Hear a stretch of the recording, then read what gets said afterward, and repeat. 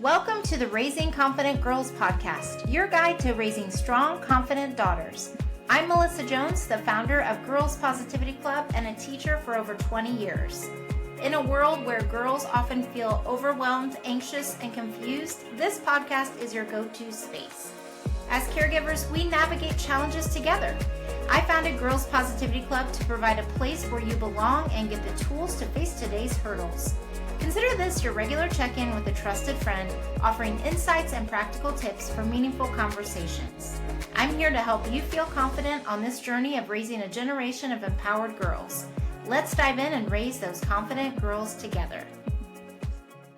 Hey everybody, it's Melissa, and I wanted to pop in today with just a little encouragement right before we head into a new week. Something happened on the last day of camp this week that I haven't been able to stop thinking about. On Friday afternoon, the girls were finishing their very last project. They were building Ferris wheels out of popsicle sticks, and we have been working on it for a couple of days. Now, if you've ever worked with popsicle sticks, or you can call them craft sticks, and hot glue, you probably already know where this is going. By Friday afternoon, everybody was tired. They had been working on this project. We'd had lots of fun, and it had been such an incredible week. But we had laughed together, baked together, made art together, made new friends, and it was just one of those weeks that fills your heart. But the last project was taking longer than I had expected, and we had done other things that day as well. But in the last hour of the day, I started to feel the frustration build with the girls. We were all sitting on the floor. There were 4 volunteers and myself, and we were all hot gluing. And the girls were just coming to us and handing us sticks that we needed to hot glue. And they were having to wait, and they were looking around and seeing who had gotten farther than someone else. Some Ferris wheels weren't spinning. Some were crooked. Some had started falling apart. And the whole reason that we were making this is we were creating a display for them to hang their artwork on, positive messages. And I wanted them to actually experience building something from nothing with their hands, using simple materials and making it their own and making it unique to really represent who they are. And some of these girls, well, all of the girls really, had amazing ideas in their heads. And some of them ran out of time to finish what they had envisioned. And they were just really kind of caught up in the details. And little by little, I started hearing these comments. Mine doesn't look right. Everybody else is better. I messed it up. This is falling apart. A few girls were starting to get tears in their eyes. A couple of them actually had some tears coming down. And as I was consoling them and talking them through it, as were the volunteers, I remembered sitting there thinking, I don't want this to be the way that they leave an incredible week of camp. I didn't want them walking away that a Ferris wheel somehow had become about something of who they were. So I asked everyone we had like 20 minutes left, to pick up their Ferris wheels, and we all walked outside into the camp yard. Some of them were not finished, and I told them it was okay if they were in the middle of a certain part, because I wanted them to see what they'd actually accomplished. And as they were standing in the yard, they were holding up these projects that honestly looked nothing alike, even though, yes, we could tell they were all Ferris wheels. Some leaned to one side, some barely spun, some did spin all the way around. And there was actually a girl who built a little cart, like the car that you sit in the Ferris wheel, out of tape, and she put her little stuffed animal, and it was actually able to go all the way around. Some were decorated really detailed and fun and bright. And some were, in pieces. They were holding their wheels, and some of them had started to come apart. And I said, girls, can I tell you something? Look around for a second. Not one Ferris wheel out here looks the same. Some are leaning, some don't spin, some have lots of decorations, some do spin, and some are pretty simple. Some are complete, some are still in work in progress. And honestly, I think they're beautiful because look at these. These look like the people who made them, like you. This project was never about building a perfect Ferris wheel or completing every step of it. It was about trying something new, being creative, figuring things out, working through frustration, and creating something that's uniquely yours. Then I told them something I hope they remember for a long time. The thing I'm most proud about isn't your Ferris wheel. I'm proud of how hard you worked. I'm proud that you kept trying when it got frustrating.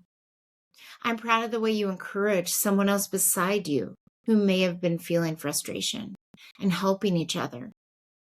I'm proud that you figured things out, even if it didn't turn out exactly the way you'd hoped. And I'm proud that you didn't quit just because it wasn't turning out the way you imagined. And I hope you're so proud of yourselves too. And I watched their bodies change, their body language, as they looked around at each other. The Ferris wheels didn't magically become perfect. Some were still crooked. Some still didn't spin. Some were still in pieces that we were still fixing. But the girls started looking at them differently. And I've been thinking about that moment ever since. Because as I drove home that evening, after all the camp supplies were packed up, I realized I wasn't really talking about Ferris wheels with them anymore. I was talking about girls. I was talking about that little voice inside their heads. The one that whispers, mine isn't good enough, or I'm not good enough, or I'm not the same as her. Mine doesn't look like hers. Everyone else is better. If it isn't perfect, maybe I failed. And it made me wonder, what do I hope their inner voice sounds like someday, or even the next day? And maybe you've never really thought about that question before. Not what you hope your daughter accomplishes someday, but what you hope she says to herself when life gets hard, when a friendship changes, when she doesn't make the team, when she makes a mistake, when something doesn't go the way she'd hoped. What do you hope that voice sounds like? I think one of the most important questions we can ask ourselves as parents is that. Because one day we won't be sitting next to them. We won't be walking them into school every single time. We won't be helping them through every disappointment. One day it'll just be them and that voice. Because one day these little girls are going to grow up. They're going to have friendships that don't work out the way they hoped, interviews they don't get, dreams that take longer than they expected, days when life feels messy, days when they wonder if they are enough. And in those moments, they're going to have an inner voice. The question I've been asking myself all weekend is, what do I hope that voice says? Not because they remember one speech or one conversation, but because they heard certain things over and over when they were growing up, until they became part of who they are. It made me realize we're helping them write the voice that they'll hear and that they will someday use when we're not standing beside them. And the beautiful thing is, we don't do that in one big conversation. We do it in hundreds of little moments.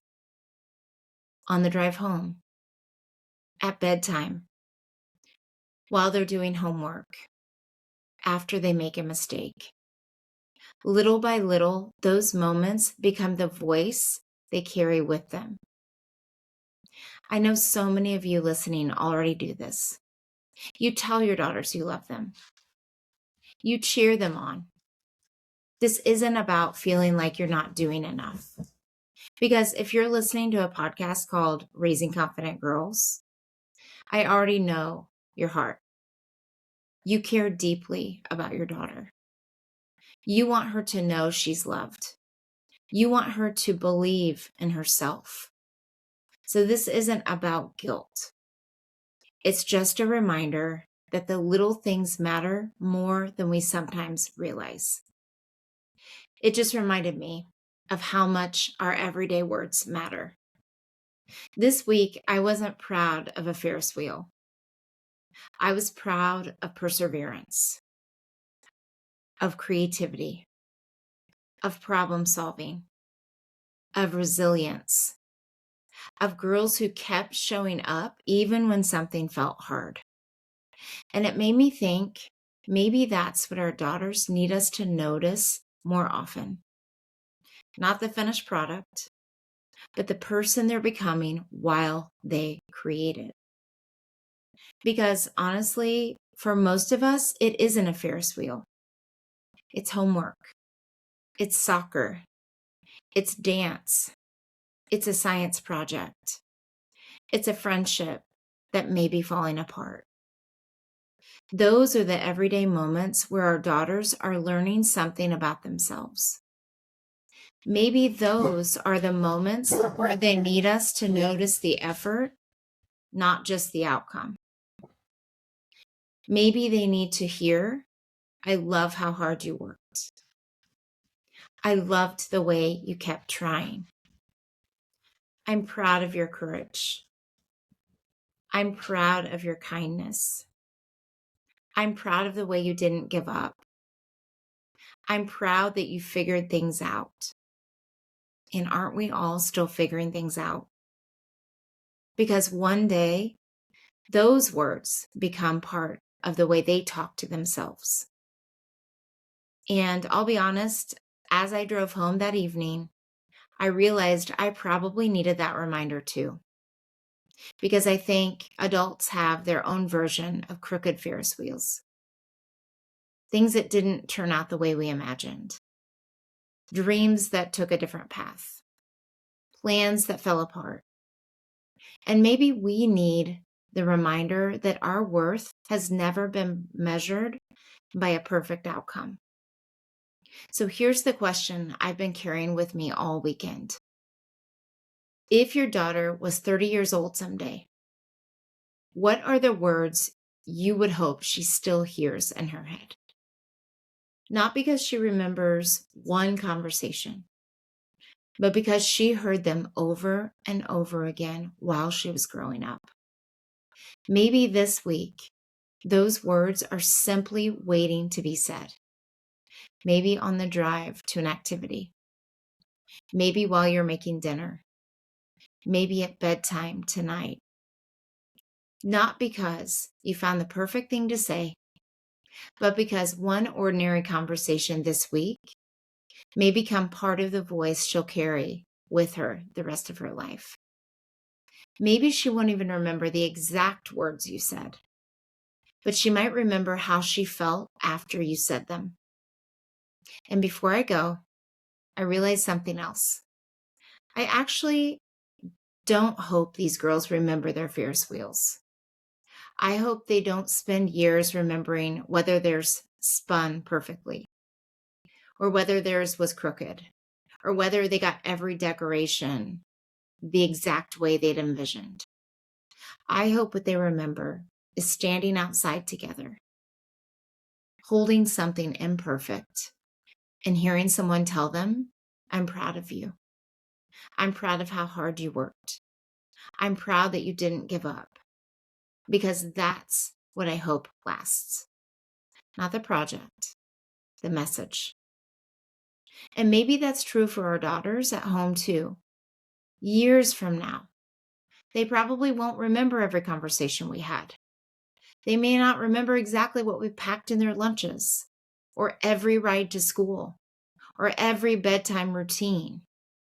But I have a feeling they'll remember how we made them feel. And my hope is that when life gets hard, when something doesn't go the way they planned, when they're tempted to believe they're not enough, the voice they hear says, I don't have to be perfect to be valuable. I'm stronger than I think. I'm proud of myself for trying. Because somewhere along the way, those words become part of who they are. I hope you have a wonderful week. Go remind your daughter who she is, and I'll talk to you soon. Thanks for joining another empowering episode of the Raising Confident Girls podcast. Share today's insights with caregivers and friends, building beautiful relationships with strong girls. Hit subscribe so you never miss an episode. We're not just a podcast, we're a community. Follow Girls Positivity Club on social media for more empowering content on Instagram, Facebook, TikTok, and YouTube. This podcast empowers you, supporting incredible girls. Let's create strong, beautiful relationships with the girls in our lives. I appreciate you listening today. Stay confident, stay connected. Until next time, keep raising those confident girls. You've got this.